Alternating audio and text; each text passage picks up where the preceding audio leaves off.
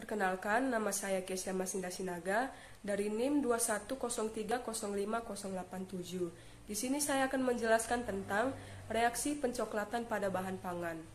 Pencoklatan atau browning adalah perubahan warna pada makanan atau bahan pangan dari berwarna cerah menjadi berwarna gelap atau coklat, dan yang paling banyak terjadi pada sayuran dan buah-buahan.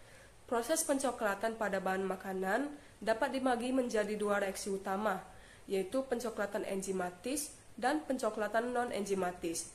Pencoklatan enzimatis yaitu proses kimia yang terjadi pada sayuran dan buah-buahan. Tipe pencoklatan ini terjadi pada beberapa buah dan sayuran seperti kentang, apel, dan pisang apabila jaringannya memar, dipotong, dikupas, kena penyakit, atau karena kondisi yang tidak normal. Jaringan yang memar akan cepat menjadi gelap apabila kontak dengan udara atau disebabkan oleh konversi senyawa fenol menjadi melanin berwarna coklat. Pencoklatan non-enzimatis adalah reaksi pencoklatan tanpa pengaruh enzim, biasanya terjadi pada pengolahan berlangsung. Reaksi pencoklatan non-enzimatis terjadi pada pengolahan bahan pangan yang menggunakan panas dan selama penyimpanan bahan pangan.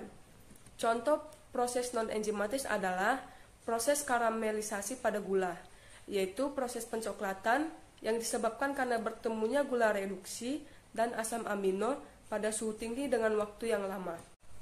Pencoklatan enzimatis pada bahan pangan memiliki dampak yang menguntungkan dan merugikan.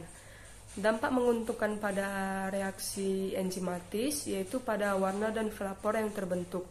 Misalnya enzim polifenol oksidase bertanggung jawab terhadap karakteristik warna coklat keemasan pada buah-buahan yang telah dikeringkan, seperti kismis, buah plum, dan buah ara.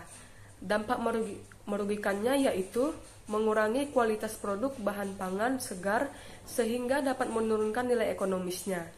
Contohnya seperti ketika memotong buah apel atau pisang, selang beberapa saat bagian yang terpotong tersebut akan berubah warna menjadi coklat.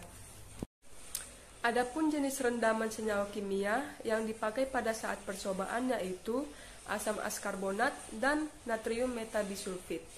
Asam askarbonat bertindak sebagai antioksidan karena oksigen akan mengoksidasi askorbat, bukan senyawa fenolik, sehingga dapat menghambat terjadinya reaksi pencoklatan.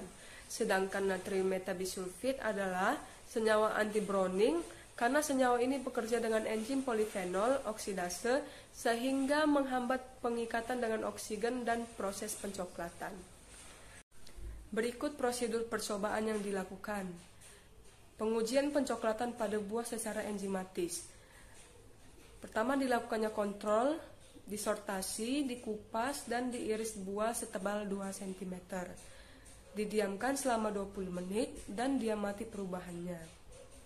Proses yang kedua yaitu dengan perendaman dengan asam askorbat dan natrium metabisulfit 200 ppm. Pertama, disortasi, dikupas, dan diiris buah setebal 0,5 cm dibagi menjadi 2 bagian. Yang kedua, dimasukkan ke dalam masing-masing larutan selama 30 menit. Selanjutnya, pengujian pencoklatan pada umbi-umbian. Pertama, dicuci bahan, dikupas dan diiris setebal 1 cm sebanyak 10 potong. Dengan menggunakan larutan tanpa askorbat, yang pertama disortasi umbi, dikupas dan diiris setebal 0,5 cm, kemudian dibiarkan selama 20 menit. Dengan asam askorbat, yang pertama direndam bahan dalam larutan selama 20 menit, kemudian dipanaskan pada suhu 60 derajat Celcius, 80 derajat Celcius, dan 100 derajat Celcius, kemudian dilakukan pengamatan pada 5, 10, dan 20 menit setiap perlakuan. Sekian dari video penjelasan saya mengenai reaksi pencoklatan pada bahan pangan. Terima kasih.